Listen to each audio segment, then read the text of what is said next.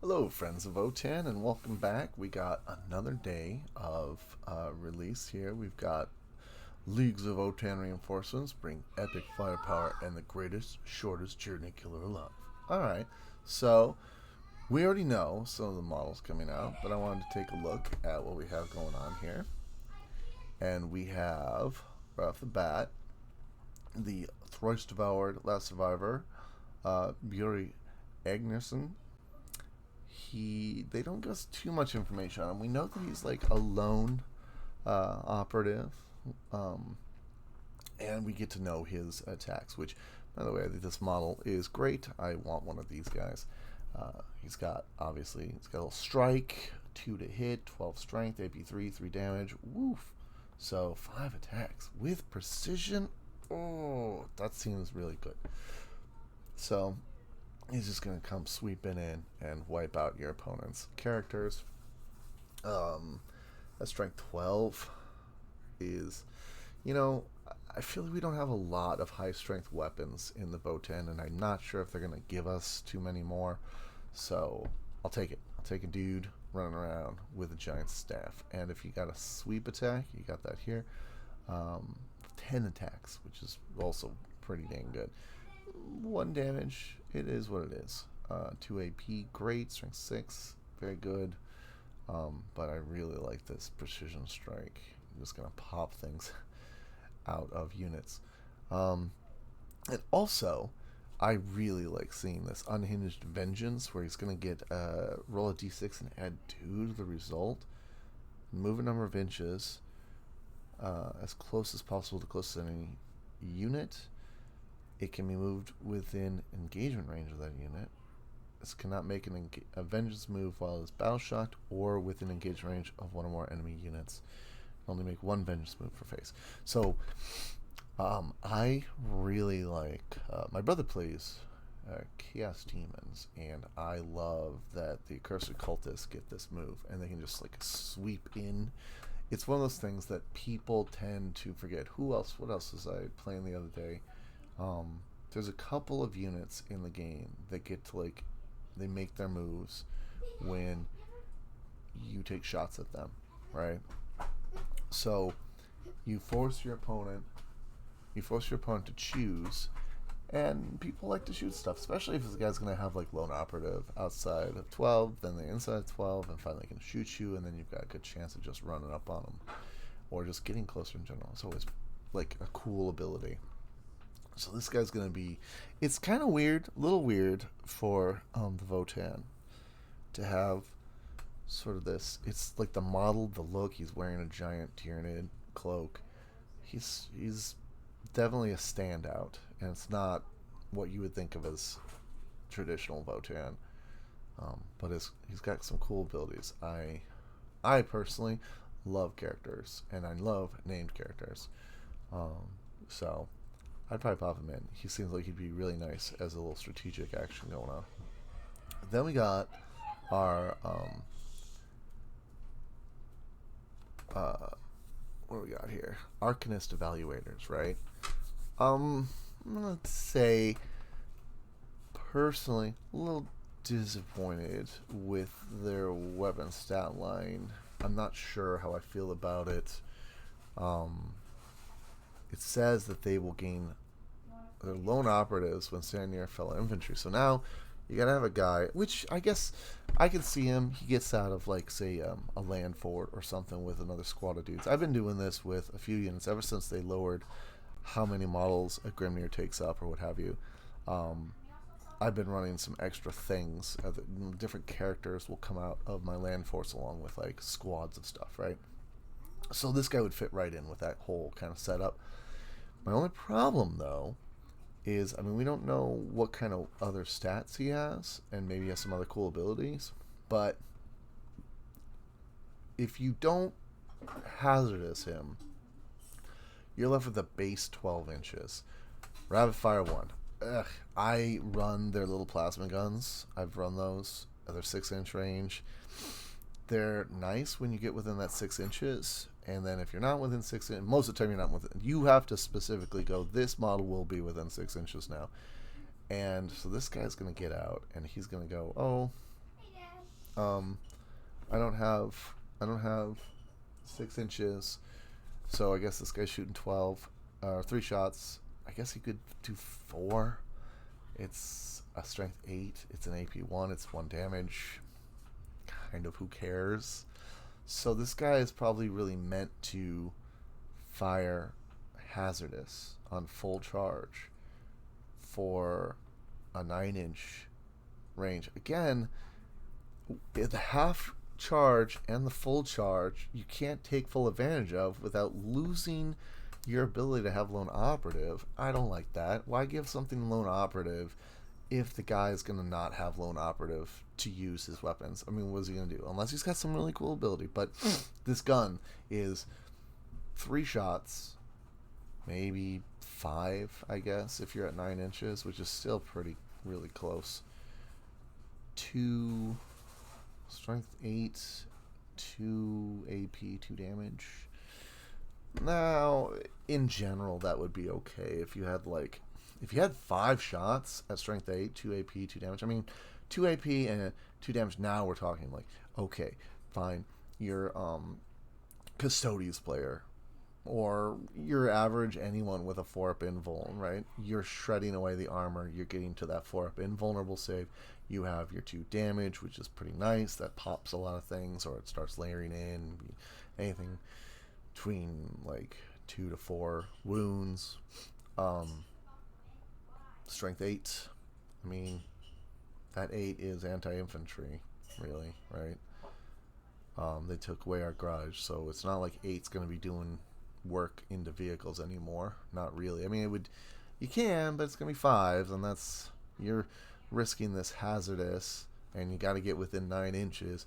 So then, okay, well, what about our overcharge? Well, overcharge means that you're going to subtract 2 from your roll, which means instead of just a 1, now you got to roll a 4. You got to roll 4 plus to not just obliterate this guy with mortal wounds, right? And for that, you will get, again, 3 attacks. I note all of them are 3 attacks, unless you get into that range, that rapid fire half range.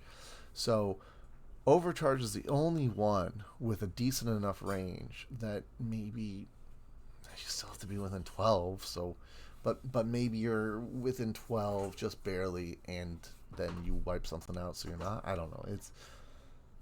But even then, it's you're not going to just want to risk this guy taking 3 mortal wounds just for 24-inch range, I wouldn't think.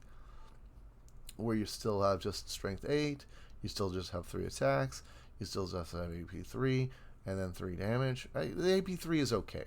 Honestly, AP3 is okay, but I see so much 4-up invulnerable saves on things that sometimes AP3 is a waste. And I guess you can choose. But if you're firing without, you can. I guess I'm not feeling this guy as much as I thought I would, because his gun is short range, or else you hurt yourself, or else you really, really hurt yourself. And it's kind of I guess full charge it is for 18 inches for 3 shots, and you're not even going to get the rapid fire because you still want to maybe have a chance to have that lone operative. I don't know. I have to see his pricing, have to see, but I bet this guy ends up being not over 100. He's probably, it depends on his abilities, but we'll see. We'll see what his other abilities he might have are. Maybe he does something cool for people around him. It would not shock me the way they say it. Melt, and when they're overcharged, transmitter goes hilarious. I wonder if he'll have an explosion, like a vehicle, he'll blow up if his thing takes him out. And then maybe it would be worth it. Maybe he'd be like, nah, just kidding, I will be within so many inches of you when I fire this thing, and I'm just gonna overcharge it, and then I'm probably gonna explode, but I'm gonna dish out mortal wounds to everyone nearby. I don't know. We'll see. But I wanted to really like this. I love this model. I think it looks so cool. I'm not sure about this weapon though. This is a very dangerous and not worth it. If it was it's gonna overcharge and guarantee mortals to you, but strength 12, then then I'd be like, whoa, whoa, that's gonna hurt something.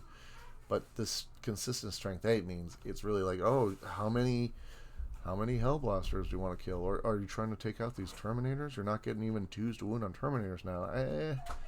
Not thrilled with that. Strength 10, maybe at least? I don't know. Anyway, let's move on. Computational Mastermind for the Menmir Strategist. And the model looks great. Again, all these models are so cool. I love his yield point ability. And interesting enough, he joins Steeljax. He does not seem very much like any kind of combat competent thing. But I guess he's got to go in a unit. But Steeljax seem like they are going to be fighting units, so I'm not sure how well that's going to play out. I don't know. We'll have to see what kind of abilities he has. But this ability to spend one or gain one yield point for each objective marker you control that has one or more models within range of it. So good and bad as an ability. Obviously, you're looking at that, and you're going to see that you'd get right on turn 1. You can guarantee, oh, I got two yield points for your home objective, and then on turn 2, you can have 2 more for your home objective. So you know at least you have 4 by turn 2, right? But if you also have at least one other objective, then you'll have 1, 2, 3, 4, 5, 6, I guess, right? And then maybe if you have one more objective, it could be 7, 8, 9, I think, actually. Or if your opponent isn't holding on to anything by turn 2, maybe you have second half of turn, your second player, then maybe you blast some stuff off of the objective, so now you have home base 1 in the center somewhere, and then more because you knocked your opponent off another one. And then it would be 1, 2, 3, 4, 5, 6, 7. So you'd be in there, you'd be at the 7 to move into. So this guy's really useful. He can basically almost guarantee with a little bit of effort that you get your 7 yield points. On the other hand, for each objective marker you control that has at least one or more model. So I don't know if they're going to keep the Battle Line's ability, your warrior's ability to just sticky objectives, but if you sticky objective and then move forward, then this guy doesn't get his benefit. To which I'm like, well, I mean, it's kind of the whole point of sticky objectives, right? But I guess he's going to be like, no, I need you there. So I guess no advancing. I'm not sure if they're going to keep sticky objectives on our warriors though. But this is overall really good. The model's cool, and he's going to push you into getting an easy 7 by turn 2, which means you can make your go turn happen on 7. I talked about this last video, the little go turn action where you can you set up that fortification and then push. On the other hand, it's a little strange that he's like, well, if you have models on the board, and he's joining a combat unit. I guess most of your guys are combat units, but interesting.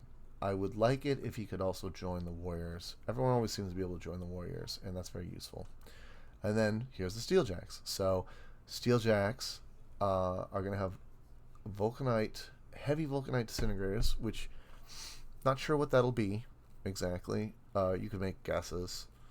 The automatic pattern bolters, I don't care too much about. Although, no, bolters are bolters, and we've seen what the bolters do, and they're whatever.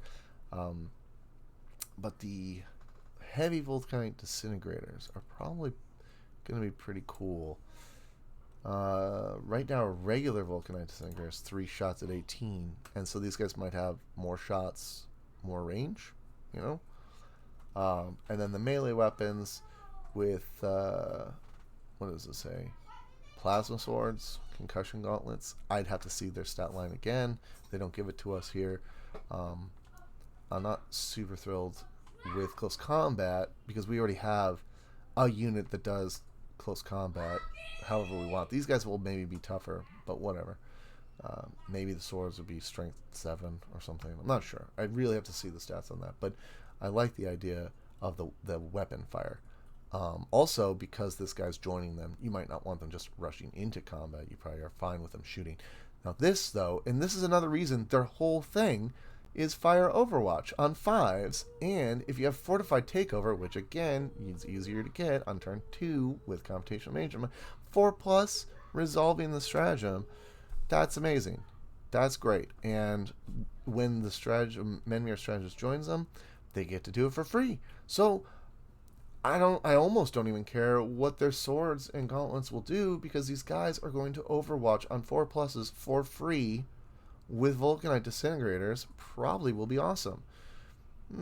Seems really cool. I want like a full unit of these guys. I think they were saying, I don't know. I'm gonna get 2 boxes of them. Anyway, these guys seem pretty awesome, and they're new and they're fresh. And I just love the idea of having like the Ironkin. I like these robots that are just kin as well, hanging out and getting some burly dudes hanging out with the little guys. And then I wish they gave us some more info on the these Chthonian Earthshakers, right?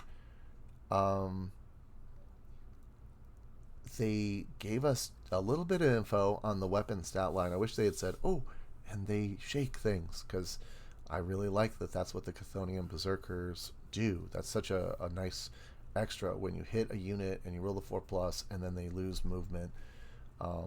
So these big ones I would assume would also do it, or maybe only the Tremor Shells do it as an ability. I do like that they give them 2 different stat lines. I like 24 inches, yay. D6 plus 1. Now this probably isn't going to get to be used as much until later on in the game, because you're looking at trying to hit things that are now trying to take middle objectives, and you got range, because that 24 only goes so far. D6 plus 1, 5, strength 10. Indirect, so this AP is going to get swallowed. This heavy is going to get swallowed. The blast might not matter because it's strength 10. You might be firing at something bigger, not squads of stuff. Maybe not. The Tremor Shell, though, 36-inch range. You got way more range. You got way more. It's blast. You got way more hits. D6 plus 4. Strength 6. This is probably pretty decent. And again, it'll depend on if they're like hitting things and giving them that slowdown. And now you got 36 inches to do it with. So that's pretty cool. I like these guys. I like the models. I think it looks neat. I'd like to think they're a little bit defensive because they got like little plasma axe guys from the other line. Maybe they'll have a feel no pain like the Berserkers have. I don't know. Have to see a little more about them, because right now it feels like they sit in the back on an objective, your home objective, and just fire stuff. But 36 inches is not enough to get across the board, and 24 is definitely not enough. 24 is enough to maybe cover a couple, maybe all of the middle no man land objectives, but maybe not. Probably just the 2 closest to your home base kind of thing. So I'm not sure what place they have without seeing kind of more of their stat lines. Maybe they got some cool, we do this and we run around here, or we do that. Maybe because of that new detachment, they would be able to deep strike because of Chthonian keyword, maybe, and then show up and fire things at people. I don't know. That'd be really weird. These guys like pop out of a hole with their equipment and fire at someone, fire back into the hole. I don't know. It is what it is. So I'll have to see a little bit more of how they integrate. But I do like that they have a little more range, a lot more shots. Indirect fire, more indirect fire for the Votann to just kind of, one of those things is like, oh, all the opponents stage. I play a lot of Blood Angel players, and they stage up constantly behind buildings. So these guys are going to be like, hey, you're not safe there. You're not safe. We're going to hit you some more. And then